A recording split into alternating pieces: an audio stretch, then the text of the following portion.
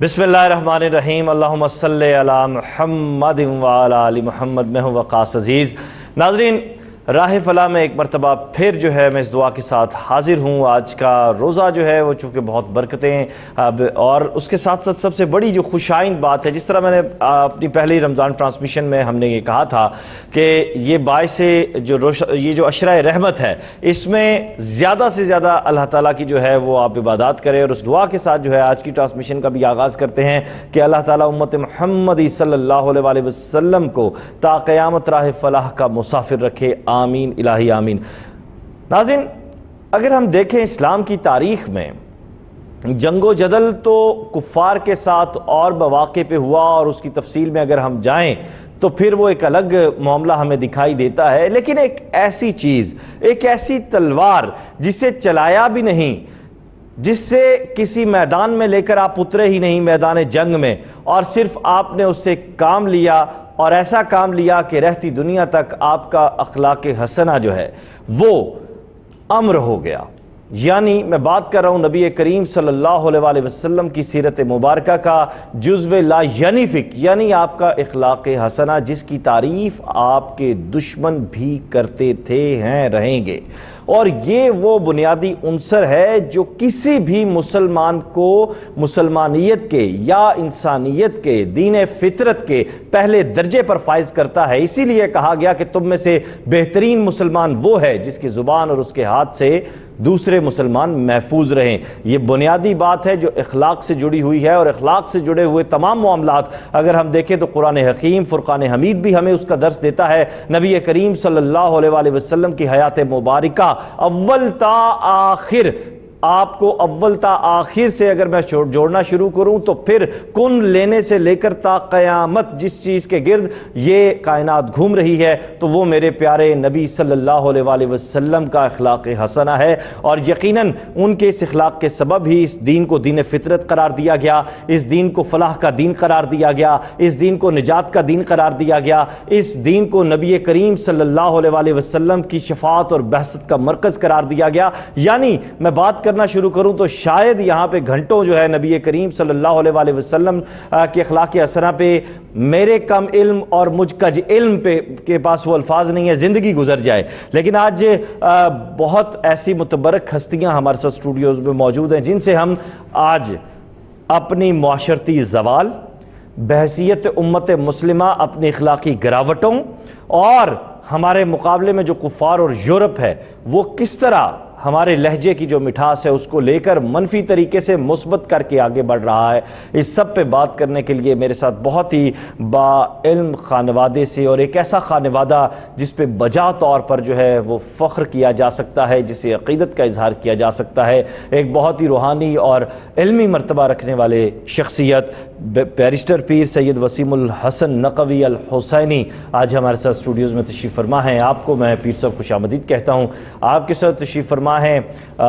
मैं इनके बारे में हमेशा रत्बुल लिसान हो जाता हूँ, इनके बारे में बात करते हुए मैं हमेशा जज्बाती हो जाता हूँ, क्योंकि मेरा इनसे बहुत ही क़ल्ब का ताल्लुक़ है, मोहब्बत का ताल्लुक़ है। आलम इस्लाम में जब मैं देखता हूँ कि मेरे हम उम्र, मेरे हम असर ऐसे नौजवान इस्लाम की खिदमत कर रहे हैं, दीन मुहम्मदी सल्लल्लाहु अलैहि वसल्लम की खिदमत कर रहे हैं, तो बजा तौर पर अपने असर पे, अपनी नस्ल पे फ़ख्र करना, रश करना और दुआ के साथ जो है आगे बढ़ना बनता है। मेरी मुराद अल्लामा वक़ास अली खालिद से, आप एंकर पर्सन भी हैं कोहिनूर न्यूज़ के, और आपकी मौजूदगी हमेशा बाइस बरकत रही है। आगाज़ करेंगे पीर साहब आपसे। सबसे पहले चूँकि हमारा मौजू ये है कि अच्छे अखलाक से होता है अच्छा माशरा, अखलाक की डेफिनेशन क्या है? बुनियादी तौर पर आप चूँकि दो तहजीबों बल्कि कई तहजीबों का मुतालिया आप कर चुके हैं, उनको बसर भी कर चुके हैं, देख भी चुके हैं, तो क्या डेफिनेशन, आपने एक्चुअल डेफिनेशन क्या देखी इसकी? बिस्मिल्लाहिर्रहमानिर्रहीम। सबसे पहले तो मैं आपका शुक्रिया अदा करता हूँ कि इस खूबसूरत प्रोग्राम राह फलाह में आपने मुझे दावत दी। अखलाकियात का ताल्लुक़ बेसिकली ये इंसानी रवैयों से है। इसको आप मुख्तलिफ इसकी जो स्कॉलर्स हैं एथिक्स के, मॉरल वैल्यूज़ के, उन्होंने इसकी मुख्तलिफ हवाले से डेफिनेशंस की हैं। बास ने तो ये लिखा कि ये this is the science of the ideal human character and the science of moral duties.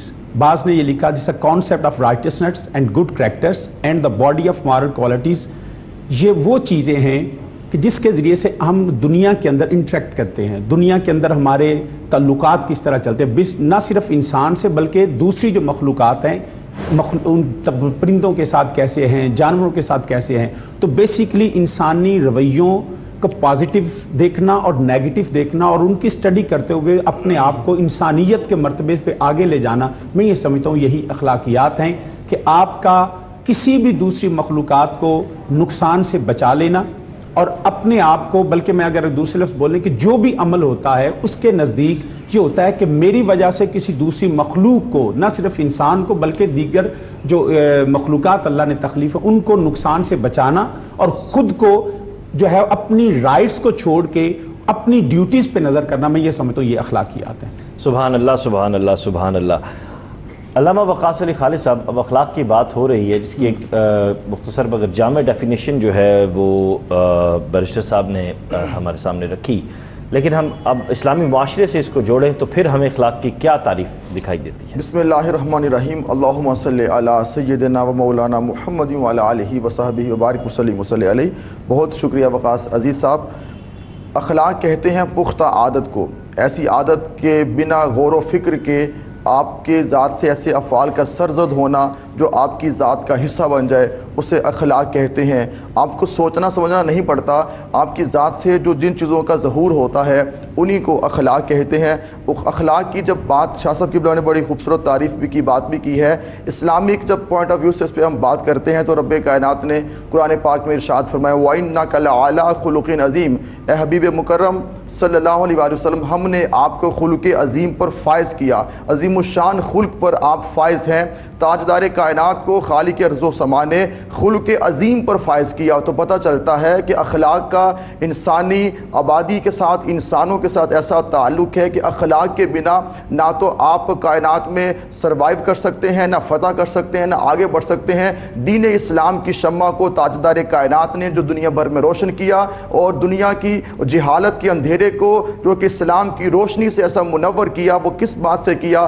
آپ کے اخلاق ایسے تھے کہ خالق ارض و سما نے اخلاق کے اعلیٰ مقام پر آپ کو فائز کیا، کیونکہ اس کائنات کے اندر سب سے افضل بھی آپ ہیں، سب سے اعلیٰ بھی آپ ہیں. اسی طرح آپ کے اخلاق بھی اتنے اعلیٰ ہیں کہ دشمن تو اپنے دشمن بھی آپ کے سامنے جب آتے ہیں تو آپ کا نام لے کے کلمہ پڑھ کے دائرہ اسلام میں داخل ہو جاتے ہیں. عرب کا وہ معاشرہ، عرب کا وہ ماحول کہ جہاں کبھی پانی پینے پلانے پہ جھگڑا، کبھی گھوڑا آگے دوڑانے میں جھگڑا، اس سوسائٹی کے اندر کہ جہاں نہ کوئی امین ہے نہ کوئی صدیق ہے، اس معاشرے کے اندر خالق ارض و سما نے اپنے حبیب کو جو اعلیٰ اخلاق پر فائز کیا، اس کے اثرات یہ مرتب ہوئے کہ وہ معاشرہ آپ کو صادق و امین کہنے لگا، امانتیں آپ کے پاس رکھوانے لگا. اور ایسا اخلاق تھا کہ کوئی بڑھیا خاتون آپ پہ کوڑا بھی پھینکتی ہے، آپ اس کی عیادت کے لیے چلے جاتے ہیں. بچپن میں ہم نے یہ واقعات سنے ہیں. ان واقعات کو دیکھ کے آپ کی سیرت طیبہ کی جو روشنی ہے اسی سے اندھیرے دور ہو سکتے ہیں.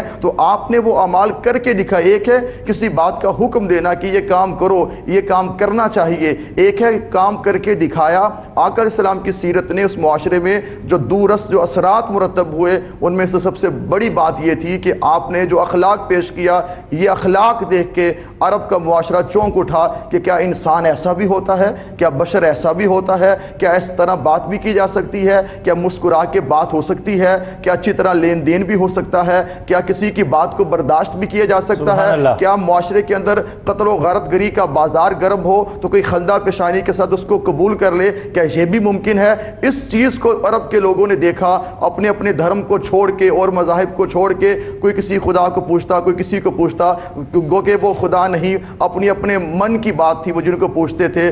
وہی دنیا، وہی لوگ ہم نے دیکھا کہ دائرہ اسلام میں داخل ہونے لگے. یہ سب سے بڑی بات آقا اسلام کی اخلاق کی تھی. اخلاق ایسے تھے کہ لوگ آپ کے قرب حاصل کرتے رہے، آپ کے قریب آتے گئے اور اسلام کی روشنی پھیلتی رہی. سبحان اللہ سبحان اللہ سبحان اللہ سبحان اللہ. کیا کہنے علامہ وقاص علی خالد صاحب، اللہم زد فزد. بیرسٹر صاحب، اسلام اخلاق حسنہ اپنانے کی ہدایت کرتا ہے. اب اخلاق حسنہ کو اگر ہم دیکھیں تو پھر اس کی کچھ اجزاء کمیت بھی ہوں گے. یہ ایکچولی میں نے پہلے عرض کیا کہ یہ انسانی رویوں پہ ڈیپینڈ کرتا ہے. اس کے جو آپ کہہ سکتے ہیں کہ انسانی رویہ دوسرے انسان کے ساتھ کیسا ہے، اس میں کوئی انسانی پہلو ایسا نہیں جس کو آپ نظر انداز کر سکیں. آپ کی معیشت، آپ کی معاشرت، آپ کے سماج، آپ کے جو لیگل ایتھکس ہیں، آپ کے سروس کے جو معاملات ہیں، حتیٰ کہ ایک ٹیچر کے لیے کیا ہے، ایک اسٹوڈنٹ کے لیے کیا ہے، والدین کے لیے کیسا ہے، رشتہ داروں کے لیے کیسا ہے، یہ ہر ایک لمحہ جو ہے ہمارا اخلاق کے مطابق گزرتا ہے۔ اس میں سے ہمارے جو اس وقت موجودہ صورتحال میں اگر آپ کہیں کہ اس کے اجزاء کیا ہیں یا اس کو ہم کیسے ایکسپلین کر سکتے ہیں، تو یاد رکھیے جیسے قبلہ ڈاکٹر وقاص صاحب نے فرمایا کہ میرے آقا علیہ الصلوۃ والسلام جب آپ 40 سال کے آپ کی عمر مبارک تھی، اور 40 سال کا مطلب ہے کہ ایک میچورٹی کی ایج ہوتی ہے، اس ایج کے اندر آقا دو عالم صلی اللہ علیہ وسلم نے جب اعلان نبوت کا حکم ہوا تو میرے آقا علیہ الصلوۃ والسلام نے سارے اہل مکہ کو اکٹھا فرمایا، اور وہاں پہ ایک پہاڑی پہ کوہ صفا پہ کھڑے ہوئے، اور میرے آقا علیہ الصلوۃ والسلام چاہتے تو فرما سکتے تھے کہ یہ دیکھو یہ جبریل میرے ساتھ کھڑا ہے، اس کو دیکھو یہ انسان نہیں ہے اور میری نبوت کو مانو۔ میرے آقا علیہ الصلوۃ والسلام چاہتے تو کہہ سکتے تھے کہ دس از دا ڈیوائن کمانڈمنٹ، سے یہ قرآن نازل ہو چکا، اب اس قرآن کو پڑھو، یہ مخلوق کا کلام نہیں ہے اور اس کی وجہ سے تو مجھے مانو۔ مگر میرے آقا علیہ الصلوۃ والسلام نے سب سے پہلے لوگوں کے سامنے اپنے کریکٹر کو رکھا کہ فرمایا تم میرے بارے میں کیا کہتے ہو، کہ جب تک ان کی رائے میرے آقا علیہ السلام اخلاق کے بارے میں اچھی نہیں ہوگی تو زندگی کا کوئی نظام آگے چل نہیں سکتا۔ جب اپنی شخصیت ڈیمیج ہو جائے تو پھر نہ ٹیچر رہتا ہے، نہ باپ رہتا ہے، نہ کوئی جو ہے وہ لیڈر رہتا ہے، نہ قائد رہتا ہے، نہ کوئی حتیٰ کہ تاجر بھی نہیں رہتا جس تاجر کا اعتماد اٹھ جاتا ہے۔ تو انسانی شخصیت کے، انسانی معاشرے کے ہر پہلو کو اخلاق کے ساتھ آپ کو جوڑنا ہوگا۔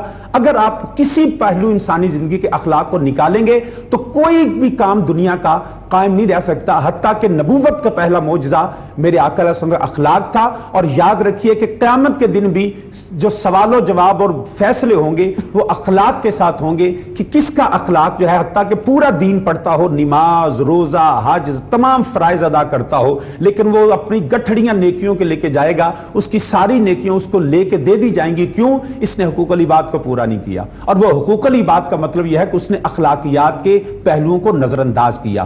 تو انسانی زندگی، انسانی لمحات، انسانی ایک سانس جو ہے وہ اخلاق کے ساتھ جڑا ہے۔ بغیر اخلاق کے نہ زندگی ہے، نہ انسانیت ہے، نہ ہی آپ کسی دین اور مذہب کے پیروکار ہو سکتے ہیں۔ سبحان اللہ، سبحان اللہ، سبحان اللہ۔ آج ہمارے معاشرے میں بیرسٹر صاحب جو انتشار پایا جا رہا ہے، ہم دیکھتے ہیں کہ آج سے میں 60 کی دہائی لے لوں، میں 50 کی لے لوں، 70 80 کی لے لیں، چلیں 90 کی دہائی مڈ تک آپ آ جائیں، ہمیں بڑے ایسے ہمیں سینئرز ملتے تھے، ہمارے پیرنٹس جن میں صبر تھا، جن میں دھیرج تھی، جو بات کو سنتے تھے۔ آج ایسا نہیں دکھائی دیتا۔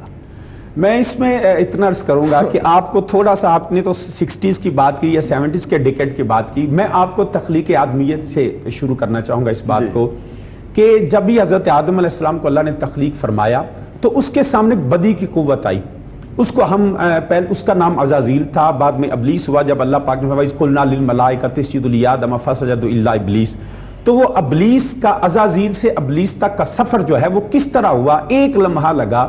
ہوا کیا کہ جب اللہ نے حکم دیا تو اس نے حضرت آدم علیہ السلام کے مقابلے میں حسد کیا، آدمیت سے بغض رکھا، حتیٰ کہ قرآن میں آتا ہے اس نے کہا انا خیر منہ، آئی ایم بیٹر دین ہم، اور ایک جگہ پہ قرآن کہتا ہے ابا واستکبر، اس نے تکبر کیا۔ ان دونوں کا تعلق اخلاقیات سے ہے کہ اخلاقیات کے جب اللہ نے تخلیق فرمایا تو حسد کا جذبہ، کینہ، بغض، اپنے آپ کو دوسروں سے بہتر سمجھنا، تو شیطان نے ایکچولی اس بنیاد پہ اخلاقیات کے اس لیول سے نیچے اتر آیا کہ وہ اس فرشتوں کی صف سے نکال دیا گیا اور وَقَانَ مِنَ الْكَافِرِينَ ٹھہرا۔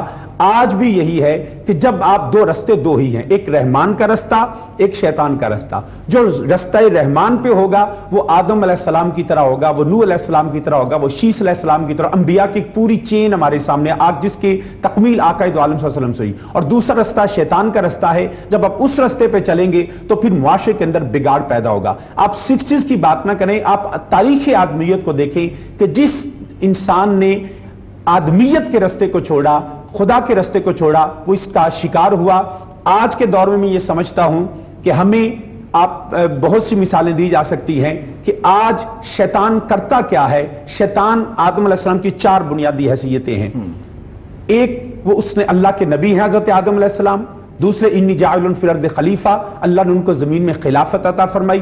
कुरान कहता है वल्लम आदम अलअस्मा कुल्लाहा, अल्लाह ने उनको इल्म अता फरमाया, और नबूवत जो है वो बदरजा अतम नबी जो है वो वली भी होता है। तो हजरत आदम अलैहिस्सलाम की 4 बुनियादी हैसियतें हैं। शैतान ने इन 4 बुनियादी हैसियतों को बुनियादी तौर पे चैलेंज किया। उसने कहा नबूवत की ताजीम नहीं करूंगा, मैं खुदा के बनाए हुए खलीफा जो है उसका इनकार करूंगा, मैं विलायत का एहतराम नहीं करूंगा, मैं आलिम के साथ हमेशा झगड़ा रखूंगा। आज हमारी नुकसान और इंसानी मुआशरे जो बिगाड़ है, अदुव्वुम मुबीन, शैतान हमारा खुला दुश्मन है। तो आज जब हम अपने हुक्मरान जो अल्लाह के निज़ाम को कायम करते हैं, जब उनको चैलेंज करेंगे, जब हम उलमा की टेलीविजन पे बैठ के उनके किरदार कुशी करेंगे, जब हम जो है विलायत का एहतराम छोड़ देंगे, जब हम जो है वो ऐसे नबूवत की ताजीम नहीं करेंगे, तो ये मुआशरा कोलैप्स कर जाएगा और अखलाकियात का जनाजा उठ जाएगा। तो बुनियादी तौर पे हमें अपने दुश्मन को पहचानना है और उसके वार को पहचानना है, अदरवाइज ये मुआशरा कभी सुधर नहीं सकता है। सुभान अल्लाह, ये आपने बड़ी उम्दा बात की है। और मैंने 60s का हवाला इसलिए दिया कि हम जदीद तर्ज ज़िंदगी को भी देखते हैं, और जदीद तर्ज माशरत को जब बैरिस्टर साहब देखा जाए तो हमारे सामने सबसे ज़्यादा जो मिसालें हैं वो मगरिब की आकर खड़ी होती हैं। मगरिब ने भी किसको फॉलो किया? हज़रत उमर फ़ारूक रज़ी अल्लाह ताला अन्हु को फॉलो किया। हज़रत अली करमुल्लाह वजहो की तर्ज ज़िंदगी को, उनकी दाद शुजात को उन्होंने फॉलो किया। उन्होंने नबी करीम सल्लल्लाहु अलैहि वसल्लम की आयली माशी माशरती जंगी ज़िंदगी को उन्होंने फॉलो किया। तो इस वजह से मैंने ये मिसाल, अगर आप इजाज़त दें तो इसमें मैं 2 मिनट जरूर कह देता हूँ। अगर आप इसको मगरिब के कॉन्टेक्स्ट में देख रहे हैं तो मैं, क्योंकि कुछ अर्सा मुझे मौका मिला, अल्लाह पाक ने तौफीक दे, अपने तालीमी सिलसिले में मैं रहा वहाँ पे लंदन में, और उसके अलावा कि 10-12 ममालिक में मैं गया हूँ।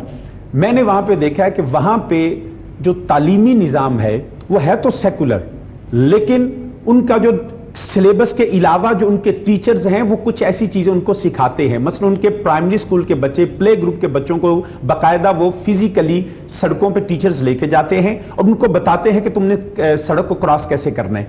वो उनको जब कुछ चीज़ देते हैं टीचर, मसलन लाइक उन्होंने पेंसिल दी है या पेन दिया है, तो वो लेने से पहले कहते हैं से थैंक यू, तो वो टीचर उनको सिखाता है। हमारी बदकिस्मती ये है कि हमने ये हमारे असातिज़ा सिर्फ रट्टा लगवाना शुरू हो गए हैं। तालीमी निज़ाम में इतना बिगाड़ आ चुका कि हमने तालीमी निज़ाम में वो अखलाकियात, हमारे जो पुराने, आप देखिए जिस वक्त की आप बात करते हैं, मैं भी उन्हीं स्कूलों में पढ़ता रहा हूँ, तो उस वक्त एक टीचर का एहतराम होता था। टीचर करैक्टर के वाले से पहचाना जाता था।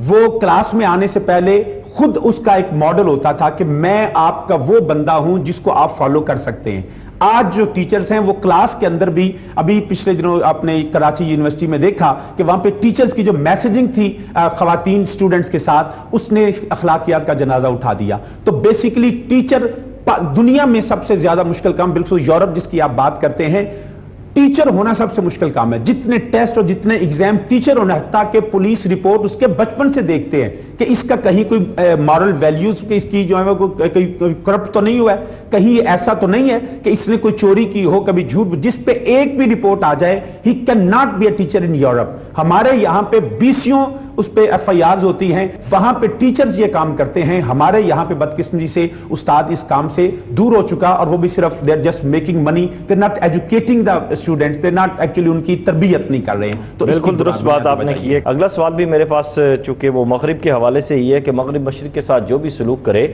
लेकिन आपस में वक़ास अली खालिद साहब वो बड़े इत्तेहाद और यकानगत के साथ रहते हैं, बड़ी मोहब्बत के साथ रहते हैं। इस सब पे बात करने के लिए मैं आपके पास आऊँगा, लेकिन इस ब्रेक के बाद, यहाँ वक्त तो एक ब्रेक का, लेकिन जाइएगा मत, क्योंकि हमारा आज का जो मौजू है वो हमारी मुआशरती जो हमारा जो डिग्रेडेशन है, हमारी मुआशरती जो नुकसानात हैं, उसमें सबसे बड़ा जो हमारा मसला है वो हमारे अखलाक का ही है। क्योंकि आज हर दूसरे शख्स में अदम बर्दाश्त का उनसर सबसे पहले है। बात बाद में होती है, गालम गलोच और थप्पड़ जो है वो, लड़ाई जो है वो पहले होती है। ये सब क्यों हो रहा है, इस सब पे बात करेंगे इस ब्रेक के बाद।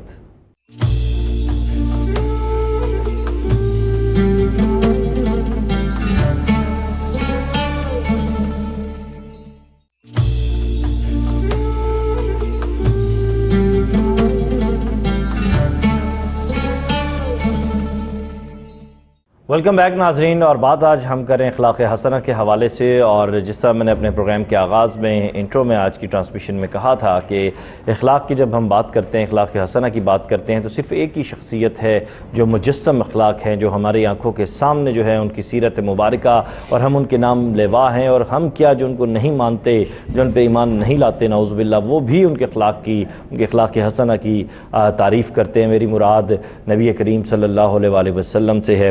بیرسٹر صاحب، اسلام کے حوالے سے اگر ہم بات کریں تو اسلام کا جو نظریہ ہے وہ اعلیٰ ترین ہے، اور کوئی بھی معاشرہ ہے، کوئی بھی تہذیب ہے، کوئی بھی مذہب ہے، اس کا کوئی نہ کوئی نظریہ ہوتا ہے۔ اب اسلام کا نظریہ تو اخلاق حسنہ ہے، جس طرح ہمارے نبی کی زندگی ہمارے سامنے جو ہے، جو سنت رسول ہے وہ ہمارے سامنے ہے، لیکن ہمارا معاشرہ جو ہے وہ اعلیٰ معاشرہ نہیں ہے۔ اس میں جناب میں اتنا عرض کروں گا کہ کوئی شک نہیں کہ ہمارا دین جو ہے وہ اللہ کا پسندیدہ دین ہے۔ اس سے زیادہ سچائی دنیا میں کوئی نہیں ہے کہ اللہ وحدہ لا شریک ہے، میرے آقا علیہ الصلوۃ والسلام اللہ کے آخری نبی ہے، اور اسلام جو بہترین دین ہے۔ دیگر مذاہب کی بات کریں تو جو ڈیوائن ریلیجن ہے، جودائزم ہے، کرسچینٹی ہے، تو وہ بھی جو ہے اس کا بھی اخلاقیات کا جو تصور ہے وہ سب دینوں میں جو مذاہب ہیں ان میں ایک ہی ہے۔ بدقسمتی سے جو مذہبی رہنما ہیں وہ ان کے اپنی وجہ سے، اپنے دنیاوی مفادات کی وجہ سے انہوں نے اس میں کچھ رد و بدل کیا، لیکن بحیثیت مسلمان ہم کیوں نہیں کرتے ہیں؟ اس کی بہت سی وجوہات ہیں۔ اس میں قرآن کریم کی آیہ کریمہ پڑھنا چاہوں گا کہ رب ذوالجلال نے حکم دیا، یا ایھا الذین آمنوا ادخلوا فی السلم کافہ، کہ اے ایمان والو اسلام میں پورے کے پورے داخل ہو جاؤ۔ سبحان اللہ، سبحان اللہ۔ اب یہ آیا کریمہ، اب ہم دونوں عمومی طور پہ ہمارے دوست احباب ایمان اور اسلام کو ایک ہی تصور سمجھتے ہیں، جبکہ میں نے جو پڑھا ہے، جو علماء سے سنا ہے، کہ ایمان اور اسلام میں فرق یہ ہے، ایمان آپ کے عقائد کا نام ہے، آپ کی دلی کیفیات کا نام ہے، اور میرے نزدیک یہ داڑھی، دستار، یہ نماز، یہ ایمان نہیں ہے، یہ ایمان والا یہ عمل کرتا ہے۔ ایمان کی میں بخاری شریف کے حدیث پڑھ دیتا ہوں، فرمایا لا یؤمن احدکم حتی اکون احب الیہ من والدہ وولدہ والناس اجمعین، ایمان فقط میرے آقا علیہ الصلوۃ والسلام سے لازوال اور غیر مشروط محبت کا نام ہے، تو یہ محبت ہی ایمان ہے۔ تو اللہ نے فرمایا اے ایمان والو ادخلوا فی السلم کافہ، حالانکہ چاہیے یہ تھا کہ اللہ کہتا اے نصارہ تم اسلام میں آ جاؤ، اے یہودیوں تم اسلام میں آ جاؤ، ہندو سکھ دیگر کفار کو کہا جا، لیکن یہ اللہ نے مومن کو کہا کہ مومنوں تم نے اسلام میں آنا ہے۔ تو بیسیکلی ایمان بنیاد ہے، اور اسلام یوں کہہ لیجئے کہ نبی علیہ السلام کی محبت میں ان کے اسوہ حسنہ کو اور وہ درس جو انہوں نے دیا اس پہ عمل کرنے کا نام اسلام ہے، فقط سجدہ کر دینے کا نام اسلام نہیں ہے۔ نماز کے متعلق قرآن میں ان الصلاۃ تنہی عن الفحشاء والمنکر والبغی، کہ نماز بے حیائی اور بری باتوں سے روکتی ہے، لیکن ہمارے لاکھوں نمازی ہیں جو نماز پڑھتے ہیں لیکن بے حیائی سے نہیں رکتے، بری باتوں سے نہیں رکتے، بلکہ بدقسمتی کے ساتھ اٹس ویری انفارچونیٹ، جو میرا تجربہ یہ ہے کہ جتنا زیادہ نمازی ہوتا ہے اتنا زیادہ بد زبان ہوتا ہے۔ وہ مسجدوں کے اندر لوگ بچے نماز پڑھنے آ جاتے ہیں، ان کو مارنا شروع کرتے ہیں، اور شور نہ کرو۔ میں کئی دفعہ کہتا ہوں، ہمارے علماء کرام بھی ایسے ہیں، بالکل ایسے ہی ہے۔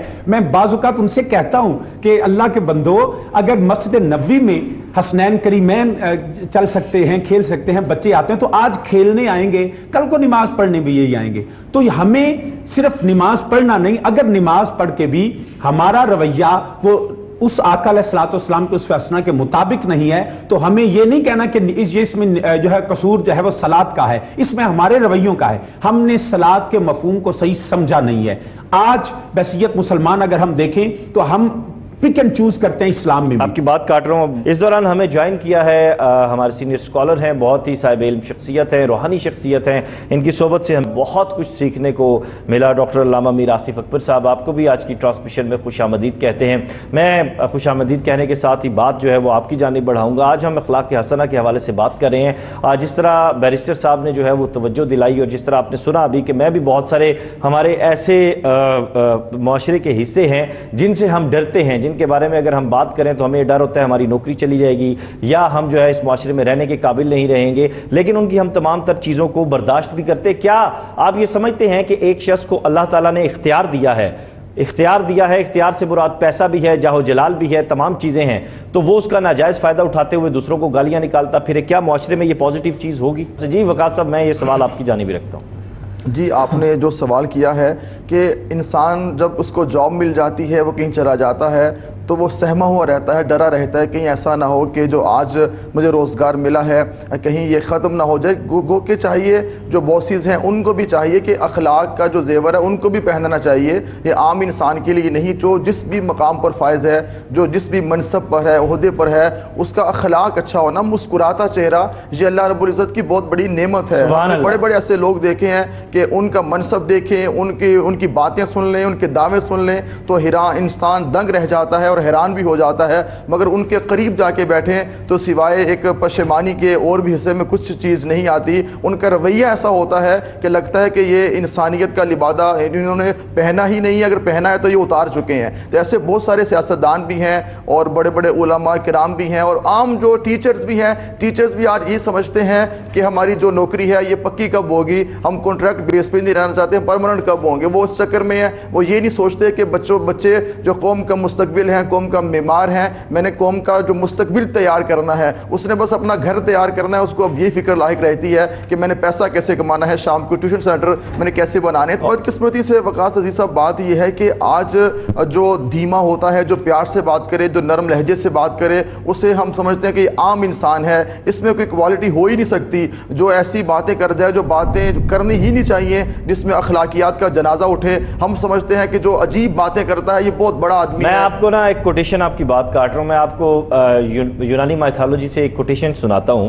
اور ناظرین وہ یوں ہے کہ جو لوگ جنہوں نے معاشروں کو چلانا ہوتا ہے, جنہوں نے حکومتوں کو گورن کرنا ہوتا ہے, ان کو سرو کرنا ہوتا ہے, وہ لوگ بولتے نہیں ہیں, ان کا کام بولتا ہے, ان کی زبان نہیں چلتی, ان کا کام بولتا ہے. اور وقاص علی خالد صاحب, ہم نبی کریم کی حدیث مبارکہ کیوں بھول جاتے ہیں؟ یہ ایک المیہ ہے کہ جس سے انسان کو, پاکستانی معاشرے کو بچنا چاہیے, چاہے ماں ہے, والدین. کیسے بچیں گے؟ بچنا اس لیے ہے کہ سب کے سامنے آقا علیہ السلام کی سیرت طیبہ ہم سب کے سامنے ہیں. ہم دیکھیں کیا ہمارے آقا کا رویہ ایسا تھا, ان کا اخلاق ایسا تھا. ان کے اخلاق نے تو دنیا, جو اتنا عرب قبائل جو تھے, جو اتنی جہالت میں جا چکے تھے, سب باتیں چھوڑ کے آقا علیہ السلام کا جو قرب ان کو نصیب ہوا, پھر ایک قرب کے بعد تزکیہ نفس ہوا, تزکیہ قلب ہوا. وہ جو مارنے والے تھے, آپ نے دیکھا مواخات مدینہ میں اپنی جائیداد بھی دے رہے ہیں. انصار و مہاجرین کا واقعہ سب نے سنا کہ جو عجیب مائنڈ کے لوگ ہیں, وہ مال بھی خرچ کر رہے ہیں, وہ جان بھی قربان کر رہے ہیں. وہاں پانی کسی کو دیے جاتا ہے,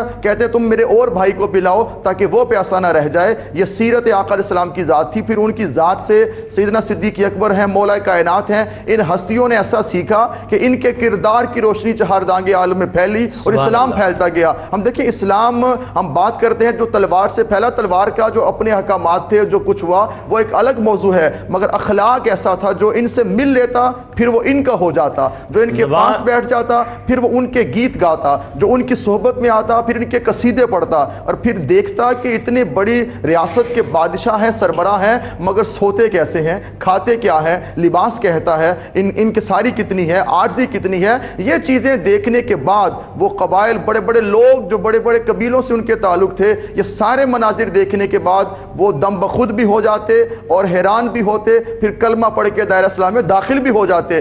آج عزتوں کو پامال کیا جاتا ہے, آج شریفانہ اخلاق کی دھجیاں اڑائی جا رہی ہیں. صحابہ کرام کے اخلاق کے سانچے میں ڈھلنا ہوگا. ان چیزوں کو زندگی کا آپ نظام کو زندگی پہ نافذ کریں گے, پھر آپ کے لیے آسانیاں ہوگی. سبحان اللہ. بالکل, نبی کریم صلی اللہ علیہ وسلم کی سیرت کی بات کی گئی تو ناظرین اس سے بڑا کیا اخلاق کا مظاہرہ ہوگا کہ آپ پر کوڑا پھینکا جاتا رہا, لیکن وہ بوڑھی مائی جب بیمار ہوئی آپ اس کی تیمارداری کے لیے گئے, مسلسل تیمارداری کرتے رہے. اس سے بڑا اخلاق کا مظاہرہ کیا ہوگا کہ خانہ کعبہ پہ آپ پر اجڑیاں پھینکی گئیں اور آپ نے دعائیں دیں.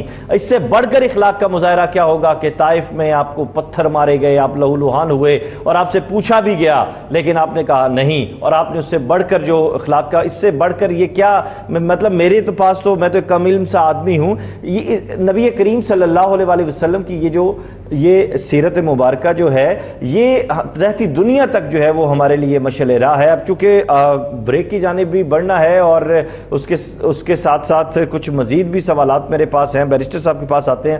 بیرسٹر صاحب, روزے کے ساتھ اگر ہم اخلاق کو جوڑیں تو چلیں ٹھیک ہے, باقی 11 ماہ آپ چاہے جو مرضی کریں, لیکن ماہ رمضان میں آپ کو کیسا بیہیو کرنا چاہیے, روزہ ہو یا روزہ نہ ہو, مطلب افطاری سے پہلے بھی افطاری کے بعد بھی, مطلب ایک بیہیو کیا ہونا چاہیے؟ صوم کا تعلق ہی اس بات سے ہے کہ جو اللہ پاک نے فرمایا تم پہ روزے فرض کیے گئے، یا ایھا آمنوا کتب علیکم الصیام کما کتب علی الذین من قبلکم لعلکم تتقون، تو جو نتیجہ ہے وہ ہم روزہ رکھنے کو فرضیت پہ بڑی بات کرتے ہیں، لیکن جو روزے کا نتیجہ میرے اللہ نے فرمایا وہ ہے لعلکم تتقون، تم متقی بن جاؤ۔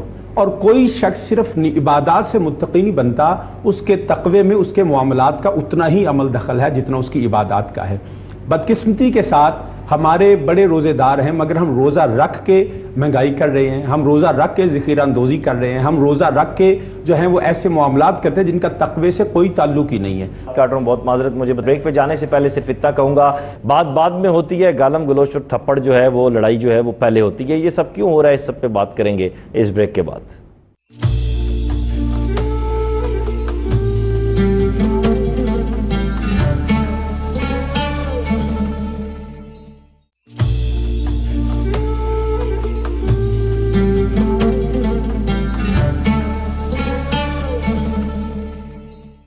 ویلکم بیک ناظرین، اور ایک مرتبہ پھر آپ کو راہ فلاح میں خوش آمدید۔ میرے ساتھ آج اسٹوڈیوز میں موجود ہیں بیرسٹر پیر سید وسیم الحسن نقوی الحسینی، اور آپ کے ساتھ تشریف رکھتے ہیں علامہ وقاص علی خالد، اور آپ کے ساتھ ڈاکٹر علامہ میر آصف اکبر صاحب۔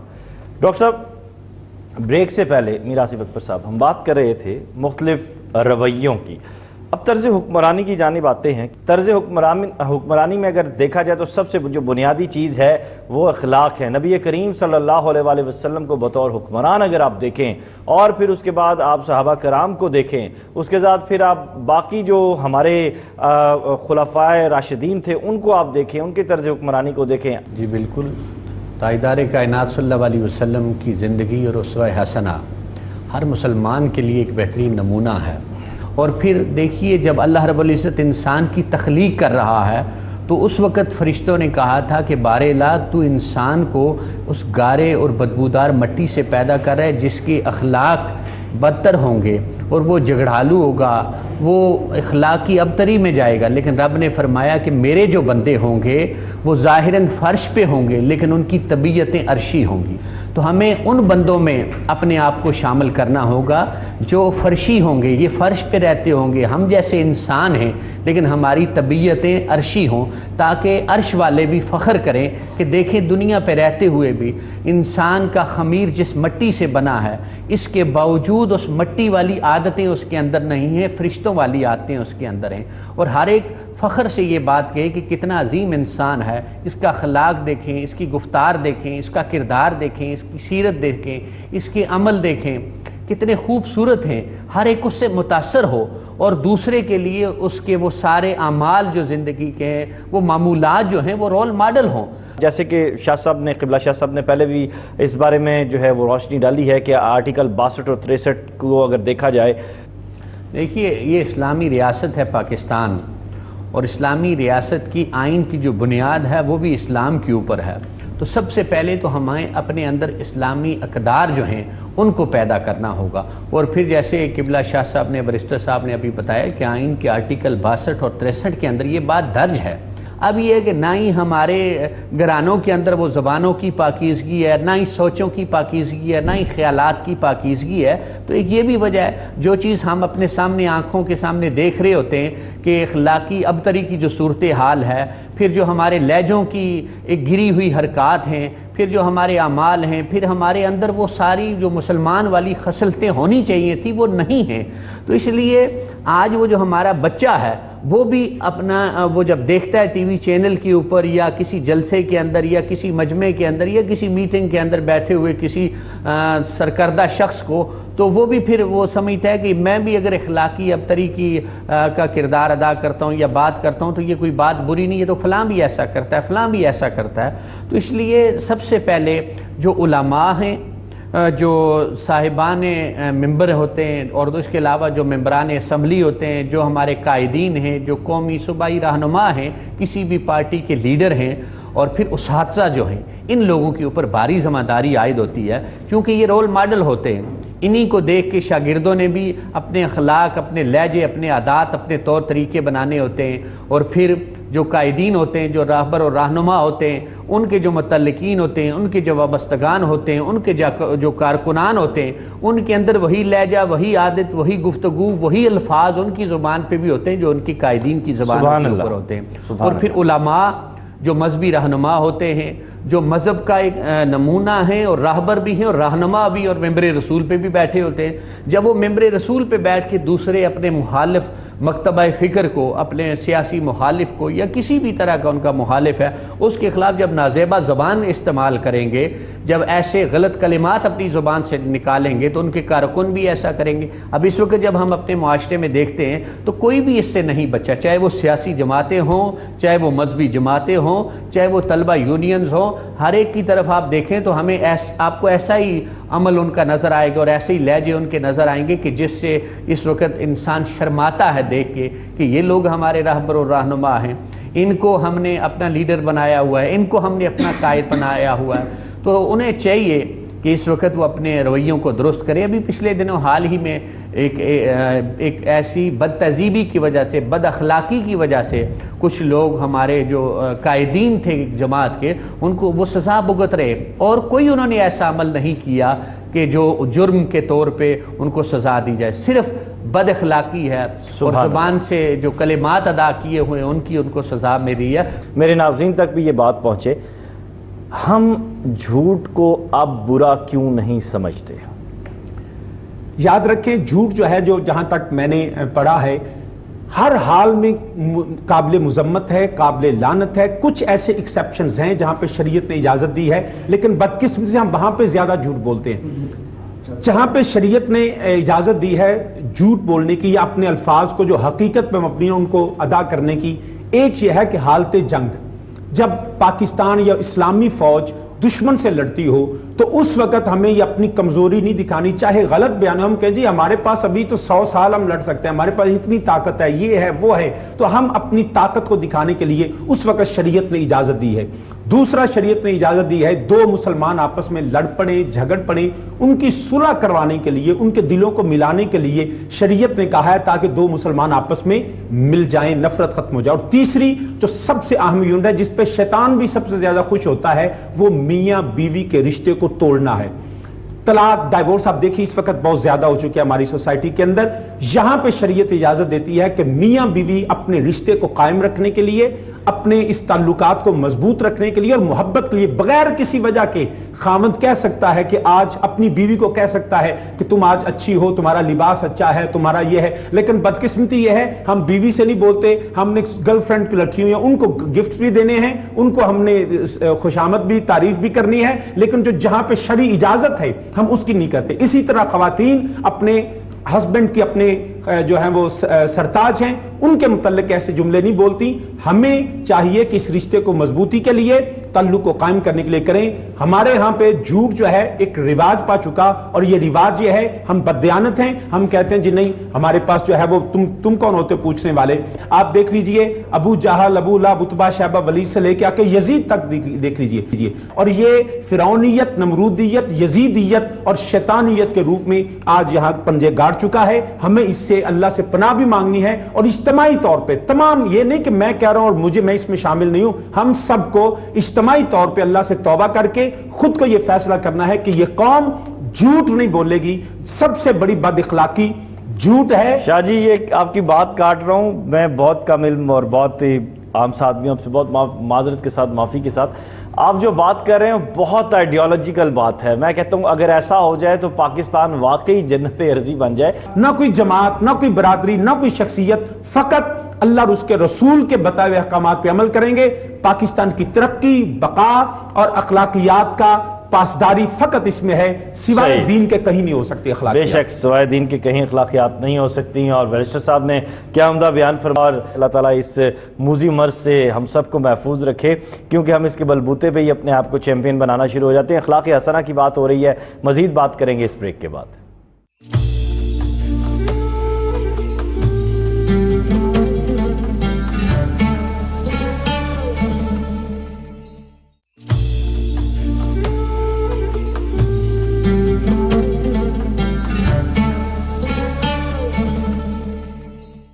ویلکم بیک ناظرین، اور اخلاق حسنہ کے حوالے سے بات ہو رہی ہے۔ علامہ وقاص علی خالد صاحب، قرآن اور سنت جو ہے وہ جس جانب اشارہ کیا تھا بریک پہ جانے سے پہلے بیرسٹر صاحب نے، میں انہی دو بنیادی جو نکات ہیں ان کو لے کر آپ کی جانب آتا ہوں، جو ہماری پوری زندگی کے لیے، ایک پوری لائف کے لیے ہمارے لیے ایک سلیبس بنا دیتے ہیں۔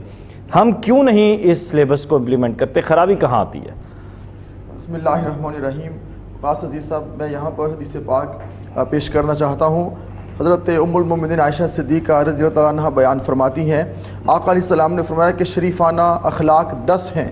ممکن ہے باپ میں موجود ہوں، بیٹے میں نہ ہوں، ممکن ہے بیٹے میں موجود ہوں، باپ میں موجود نہ ہوں، ممکن ہے آقا میں موجود ہوں، غلام میں نہ ہوں، ممکن ہے غلام میں ہوں اور آقا میں موجود نہ ہوں۔ ان میں سے سب سے پہلی بات آقا علیہ السلام نے جو فرمایا، سچ بولنا، دنیا سے قطعی نا امیدی، سائل کو عطا کرنا، پڑوسی یا دوست بھوکے ہوں تو پیٹ بھر کر نہ کھایا جائے، احسانات کا بدلہ دینا، امانت داری، صلہ رحمی، دوست کے حقوق ادا کرنا، مہمان نوازی اور حیا کرنا۔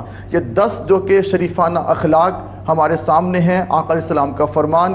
اس کی روشنی میں ہم زندگی بسر کریں گے تو یقین جانیے جو رذائل ہیں، جو ایسے اخلاق باختہ حرکتیں ہیں اور گراوٹ اتنی ہو چکی ہے کہ ہمارا جینا مشکل ہو چکا ہے، ہم اتنا کچھ کرنے کے باوجود بھی اپنے آپ کو بڑے پاک دامن اور صاف سمجھتے ہیں کہ ہم سے بڑا کوئی اعلیٰ اخلاق کا چیمپئن ہی کوئی نہیں ہے۔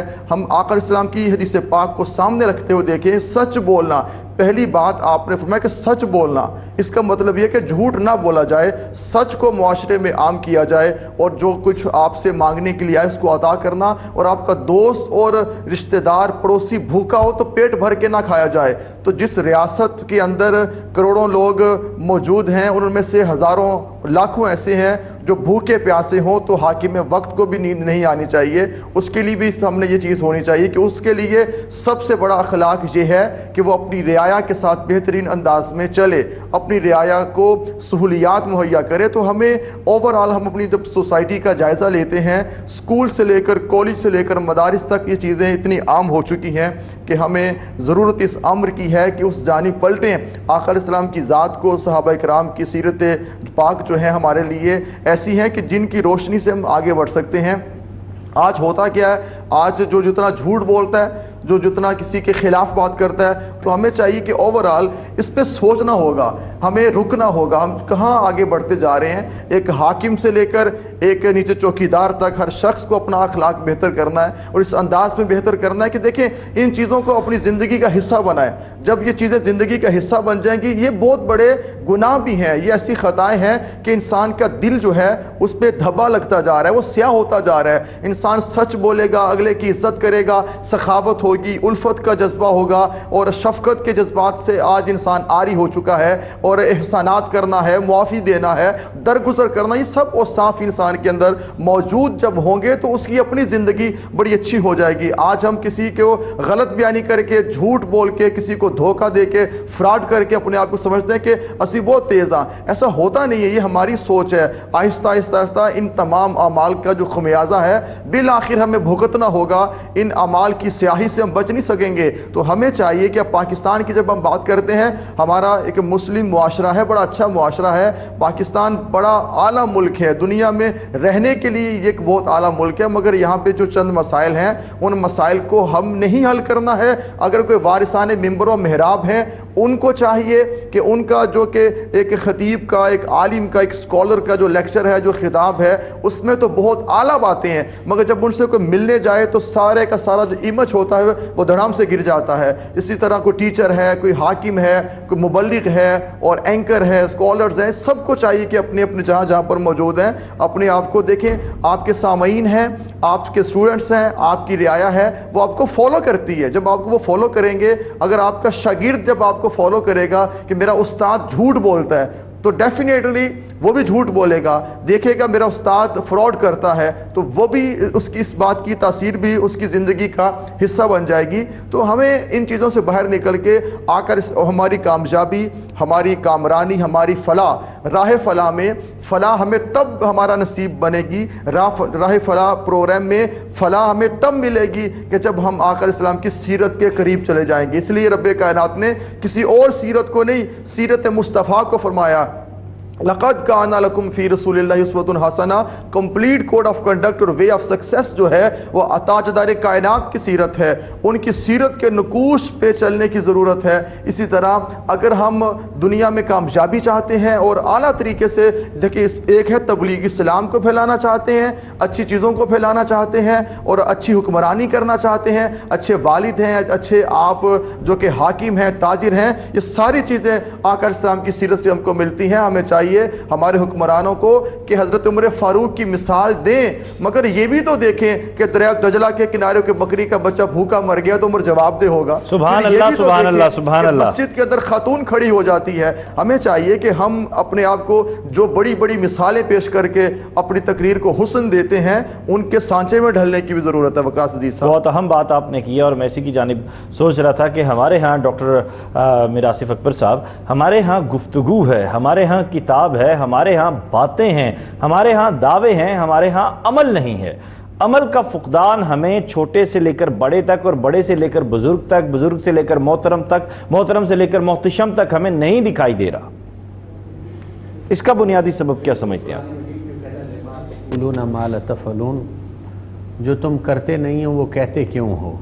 ہم ظاہر ہے لوگوں کو تو بڑے لمبے چوڑے درس دیتے ہیں، ہمارے لیکچر ختم نہیں ہوتے، لیکن جب اپنے اوپر لاگو کرنے کی بات ہوتی ہے، خود اس کا کردار بننے کی جب بات ہوتی ہے، تو پھر بالکل ہم نفی میں جواب ہوتا ہے، ہمارے پاس کچھ بھی نہیں ہوتا۔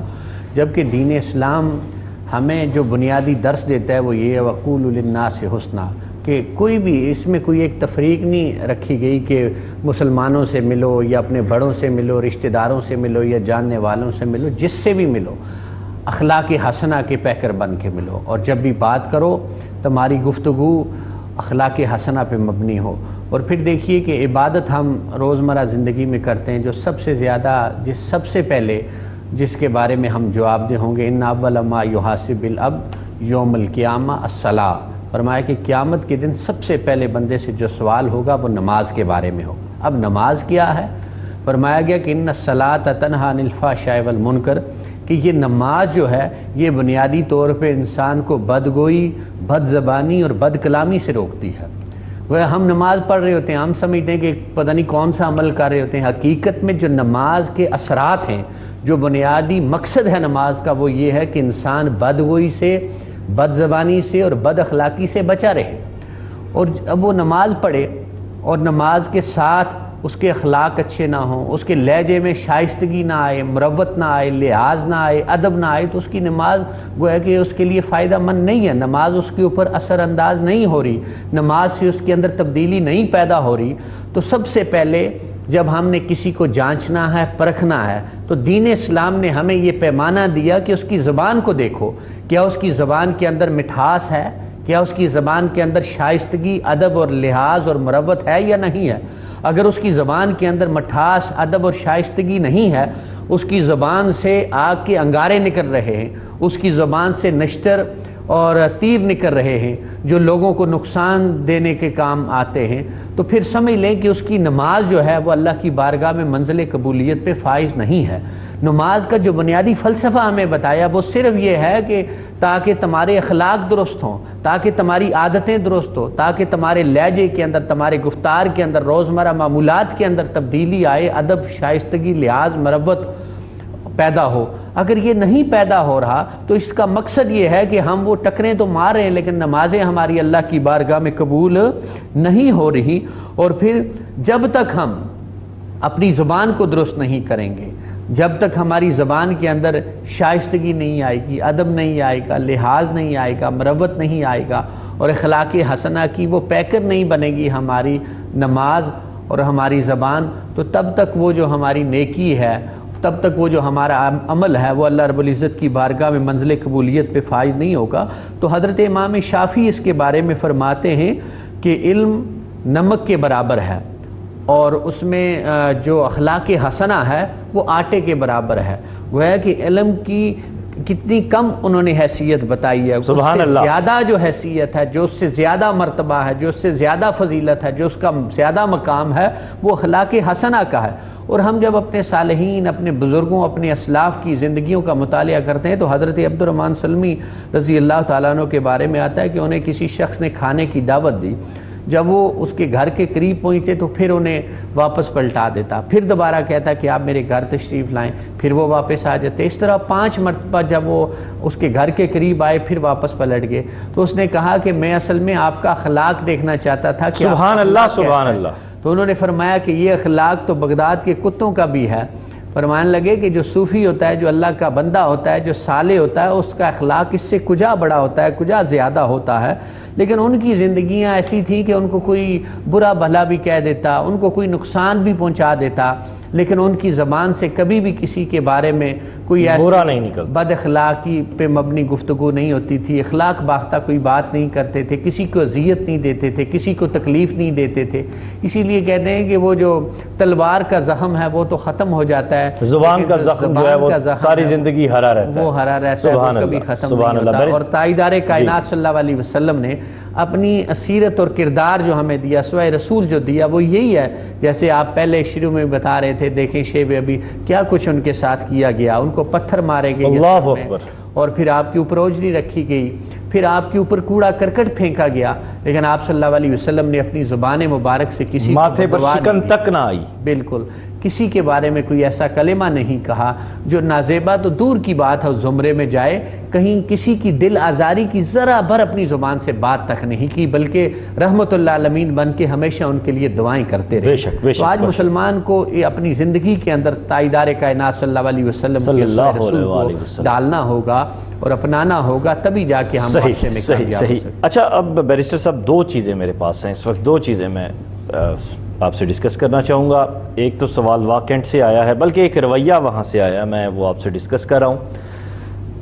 ایک شخص ہے جس کو اللہ نے عزت دی ہوئی ہے، شہرت دی ہوئی ہے، اور بلانگ اس کا ایک نارمل ہی فیملی سے ہے، لیکن وہ کہیں رشتے کا پیغام بھیجنا چاہ رہا ہے، اور بڑا ایک اہم موضوع ہے، بڑا ایک اہم میسیج ہے، اور آگے سے جواب یہ آ رہا ہے کہ ہم کم حیثیت لوگ ہیں یا ہم آپ کے لیول کے لوگ نہیں ہیں، اس لیے ہم نہیں چاہتے یہاں یہ رشتہ. اور جبکہ اس شخص کا موقف یہ ہے کہ اخلاق بہت اچھا ہے، سیرت بہت اچھی ہے، کردار بہت اچھا ہے. اب ایسی صورت میں کیا کرنا چاہیے، ایک بات. اور دوسرا، ہمارے ہاں یہ دیکھا جاتا ہے کہ جو صاحب حیثیت لوگ ہوتے ہیں ان کے ساتھ بڑے اچھے طریقے سے، خوش اخلاقی سے، بڑے نرم دلی کے ساتھ، بڑی میانہ روی کے ساتھ ان کے ساتھ پیش آیا جاتا ہے. جبکہ کوئی ایک شخص جو ہے وہ چاہے اچھا اجلا لباس اس نے پہنا ہوا ہے یا اچھی شخصیت کا مالک ہے، لیکن دیکھنے والے کو پتا ہے کہ یار یہ کنگلا ہے، اس کی جیب میں اتنے پیسے نہیں ہیں کہ مجھے چائے بھی پلا سکے، تو اس کے ساتھ سیدھے منہ سے بات بھی نہیں کریں گے. یہ 2 رویے جو ہیں ان کے بارے میں آپ کیا کہیں گے؟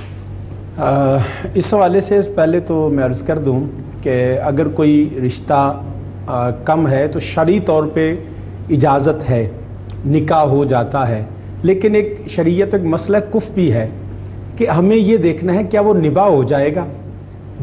رشتہ نکاح جو ہے یہ جذبات پہ نہیں. اس میں ایک چیز، شاید میں اپنی بہت معذرت بات کاٹ رہا ہوں، مجھے اپنی بات شاید سمجھانے میں ناکام رہا.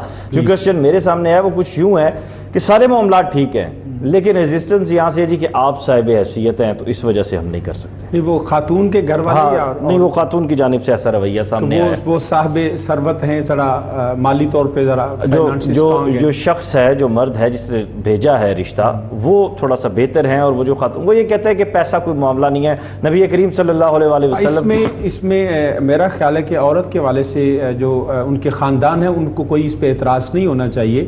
اگر وہ اچھے اخلاق کے ساتھ اور اس کو اڈاپٹ کرنا چاہ رہا ہے اور اس کو بیوی کے وہ رائٹس دینا چاہ رہا ہے جو شریعت نے اسٹیبلش کیے ہیں، تو میرا خیال ہے کہ وہ اس میں کوئی حرج نہیں ہے. ہمیں ایسا سوچنا بھی نہیں چاہیے کہ اپنی بیٹیوں کو اچھے گھروں میں اور اچھے انسانوں کے ساتھ نکاح کر دینا چاہیے. اسلام تو طبقات کا خاتمہ کرتا ہے، طبقات کا خاتمہ کرتا ہے. میرے خیال میں اس میں کوئی حرج نہیں ہے. میں ریکمینڈ کروں گا اپنے ان بھائیوں سے کہ اگر اس کا کردار اچھا ہے اور ان کے جو ہے وہ معاملات بہتر ہیں، اچھا آدمی ہے، تو پھر مال و دولت کو نہیں دیکھتے، پھر نکاح کر دینا. سبحان اللہ سبحان اللہ، کیا اچھی بات کی. اور میں آپ کی بات میں بات ایڈ کروں گا، جو ناظرین دیکھ رہے ہیں، سن رہے ہیں، تو ہماری بہت سی مائیں بہنیں، ہماری بہت سی بہنیں اور بیٹیاں ایسی ہیں جو گھروں میں صرف اس وجہ سے بیٹھی ہوئی ہیں کہ وہ جہیز دینے کے قابل نہیں ہے، صاحب حیثیت نہیں ہے، صاحب ثروت نہیں ہے. تو نبی کریم صلی اللہ علیہ وآلہ وسلم نے اپنی بیٹی کا جس طرح نکاح کیا تھا وہ سب سے بہترین مثال ہے نکاح کی، اور اس کے بعد پھر کوئی جہیز اور کوئی بقایا چیزیں نہیں بچتی۔ خدارہ میری آپ سے گزارش ہے کہ اس جہیز کی لعنت کو ختم کریں، اور اگر آپ کو ایک صاحب کردار اگر خاتون آپ کا رشتہ سامنے آ رہا ہے تو فوراً سے پہلے اللہ تعالیٰ کی رضا کے لیے اس کو کریں، کیونکہ یہ سنت رسول صلی اللہ علیہ وآلہ وسلم ہے۔ باقی اس پہ بیرسٹر صاحب روشنی ڈالیں گے۔ صرف جہیز کی لعنت نہیں، ہمارے سماج میں دیکھیں اسلام نے نکاح کو اتنا سستا رکھا ہوا ہے کہ 3 شرائط نکاح ہیں، ایجاب و قبول ہے، آفر اینڈ ایکسیپٹنس، اور اس کے بعد 2 گواہ ہیں، اور تیسری جو ہے وہ حق مہر ہے۔ یہ 3 شرائط ہیں، ان 3 اب یہ ساری کی ساری اگر پیسہ حق مہر دینا ہے تو مرد نے دینا ہے، خاتون نے نہیں دینا۔ آفر ایکسیپٹنس، ایجاب و قبول اور گواہ کا ہونا، اس پہ کوئی خرچ نہیں آتا۔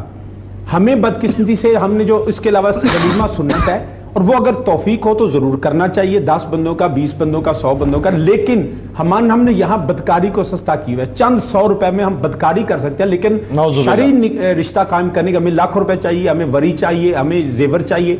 یہ کیا چیزیں ہیں؟ یہ ہم نے ایکچولی یہی بد اخلاقی کا سب سے بڑا میں خوشیوں کا میرے خیال سے خوشیوں کا اس سے تعلق نہیں ہے، یہ ہم نے اپنے کندھوں پہ بوجھ رکھے ہوئے ہیں، تو ہمیں ان سارے بوجھوں کو اٹھا کے شادی کو سستا اور سادہ کرنا چاہیے، جو شریعت نے اجازت دی ہے۔ جس طرح مولا کائنات سیدہ زہرا سلام اللہ کے حوالے سے آپ نے مثال دی ہے، دنیا میں ایسی کوئی مثال نہیں ہے۔ اور وہاں پہ میں اگر یہ اگرچہ irrelevant ہے، لیکن میں اس کو سب سے زیادہ ریلیونٹ سمجھتا ہوں کہ یاد رکھیے گا جب نکاح کا معاملہ ہوا تو امام الانبیاء صلی اللہ علیہ وسلم جب سیدہ سلام اللہ سے فرمایا کہ اے فاطمہ میں تمہارا نکاح علی سے کیا اتنے حق مہر کے بدلے کر دوں؟ عرض کہ یا رسول اللہ صلی اللہ علیہ وسلم علی قبول ہے، حق مہر قبول نہیں ہے۔ تو نبی علیہ السلام نے فرمایا بیٹی یہ کیا معاملہ؟ فرمایا میرا حق مہر بھی وہی دے گا جس نے حکم دیا ہے نکاح کا۔ اللہ اکبر۔ اور حق مہر یہ تھا کہ قیامت کے دن میرے بابا کی امت کی بخشش جو ہے وہ سیدہ سلام اللہ کا حق مہر ہوگا۔ اللہ اکبر۔ اس لیے یہ معاملات ہمیں آسان کرنے چاہیے۔ رہ گئی بات آخری 30 سیکنڈ ہیں تو پلیز آخری بات یہ ہے کہ جو رویہ عمومی ہے، یاد رکھیے میں ایک انگلش کوٹ کرنا چاہوں گا، the bee is honored not because she labors but because she labors for others۔ مکھی اور شہد کی مکھی دونوں محنت کرتی ہیں، دونوں گھر سے نکلتی ہیں، دونوں پھولوں پہ بیٹھتی ہیں، پھلوں پہ بیٹھتی ہیں، دونوں کھاتی ہیں، لیکن مکھی جب کھا کے اگلتی ہے تو وہ گندگی اگلتی ہے۔ شہد کی مکھی گندگی نہیں اگلتی، وہ بندگی اگلتی ہے۔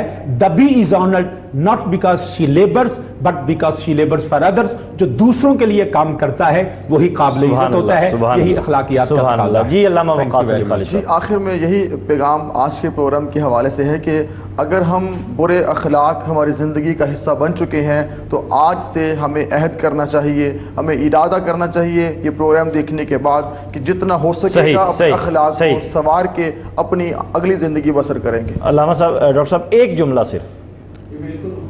اخلاق اچھے معاشرے کے عکاس ہوتے ہیں، اس لیے ہمیں اخلاق حسنہ کے حیا کے لیے ہر سطح پہ اپنا کردار ادا کرنا۔ بہت شکریہ آپ تمام احباب کا، اور جاتے ہوئے بس میں صرف یہی کہوں گا کہ سب سے اچھا جو اخلاق ہے، جو اس کی کنجی ہے، وہ ہے لا الہ الا اللہ محمد الرسول اللہ، اور اللہم صلی علی محمد وعلی آل محمد۔ اپنا خیال رکھیے گا، خدا حافظ۔